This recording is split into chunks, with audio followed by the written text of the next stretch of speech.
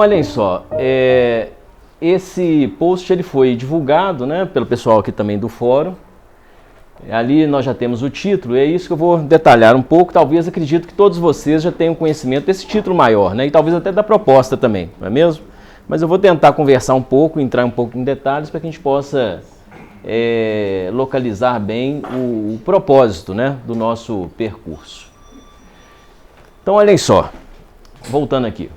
Freud e Lacan, então o diálogo que nós vamos estabelecer é esse diálogo que nós podemos chamar que é um diálogo de base, um diálogo crucial para a psicanálise na atualidade. Então é um diálogo de base, é um diálogo que, quando eu falo de base, não necessariamente, a meu ver, ele é um diálogo iniciante ou inicial. De base significa que é aquela base a qual o tempo todo eu entendo que o analista comprometido de fato com os desafios da contemporaneidade, ele tem que se voltar para essa base.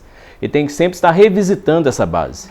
Então, base nesse sentido, né? Uma base que sempre acompanha, que dá firmeza, dá um solo, né, mais sustentável para a nossa prática no dia a dia. E aí que daqui a pouco eu vou especificar um pouco mais aquele subtítulo, falar um pouco mais dele, mas ali nós já temos da linguagem da estrutura à linguagem da torção.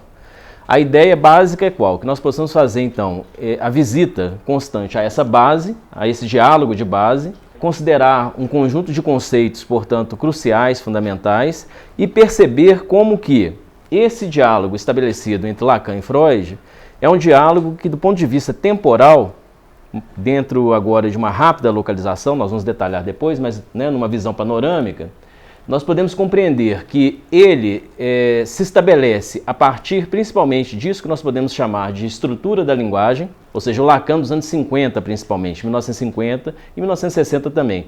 Nós vamos trabalhar esse Lacan aqui hoje, em boa parte. O Lacan do significante, do inconsciente estruturado como linguagem. Aliás, é o Lacan talvez mais conhecido entre nós todos, principalmente aqui na chegada do lacanismo no Brasil, no início dos anos 80, né, meio dos anos 80 em diante. Mas é importante compreendermos que esse Lacan, do mesmo jeito que foi feito por Freud, ele se visitou várias vezes, né? Então Lacan faz uma espécie de revisão dele próprio, como Freud fez. Em Freud nós temos essa revisão dele próprio, que é muito conhecida, em termos genéricos, ela é muito conhecida como primeira tópica e segunda tópica. Ou seja, o Freud de antes de 1920, com todo aquele campo conceitual e a clínica de antes de 1920, e o Freud após a pulsão de morte, 1920 em diante. O Freud, após 1920, esse chamado Freud da segunda tópica, ele não destitui o da primeira tópica, né? Então é uma revisão que estabelece uma espécie de dobra, né, no plano conceitual. Não é simplesmente um descartar. Antes eu pensava assim, agora eu penso assado. Antes eu enxergava tais e tais questões na clínica, ou fenômenos, ou tínhamos tais princípios, agora nós vamos descartar e vamos partir para outros. A relação de um Freud com ele próprio, esse Freud pós-1920 com o de antes, é bastante mais complexa, muito mais complexa do que simplesmente um primeiro e um segundo. Lacan igualmente. Estou só fazendo um rápido paralelo, dizendo que, da mesma maneira que nós temos que ficar atentos ao momento em que Freud estabelece uma certa conceituação X, Y, Z, considerando se esse momento está principalmente antes de 1920 ou após, porque é aqui que nós temos um marco. Eu estou sendo assim muito sintético, só para a gente ter uma ilustração inicial, tá? Isso é muito mais complexo, eu estou só fazendo aqui um gráfico muito, né, rápido entre nós todos de início. Então, do mesmo modo que nós temos ali uma relação bastante curiosa e complexa de Freud com ele próprio, nós não temos uma única conceituação em Freud, por exemplo, de aparelho psíquico. Nós não temos uma única conceituação em Freud, por exemplo, de sexualidade ou de pulsão. Nós verificamos, igual, a imagem que eu gosto de usar, é igual um origami. Uma dobra, um papel, que à medida em que ele é dobrado, de certa maneira, ele vai se transformando em figuras distintas. Então, o plano conceitual da psicanálise em Freud tem muito disso. Freud faz dobras no plano conceitual e aí nós temos figuras distintas. Lacan, igualmente.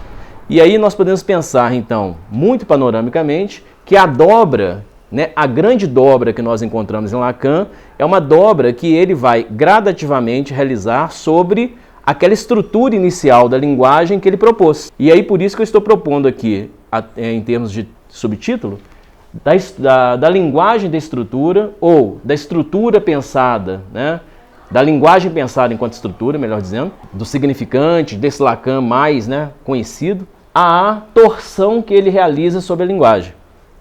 Então, se nós olharmos de perto Lacan, não estou aqui me referindo a um ou outro conceito muito específico, eu estou falando do movimento, só para a gente ter uma ideia muito aproximativa e de início. O movimento que nós presenciamos em Lacan é qual? Uma torção da estrutura. Então, o Lacan que vai falar, por exemplo, de gozo, o Lacan que vai falar de la langue ou a língua, é um Lacan que está pegando a estrutura da linguagem, no bom sentido, torcendo o pescocinho dela e vendo o que vai aparecer, porque a clínica exige essa torção. É isso que nós vamos tentar percorrer aqui aos poucos. Eu estou falando então de um panorama, de um vetor muito amplo, só para a gente entender, sobretudo, o porquê daquele subtítulo. Freud e Lacan, mas percebendo aí as torções desse origami conceitual e o que isso vai repercutir na clínica.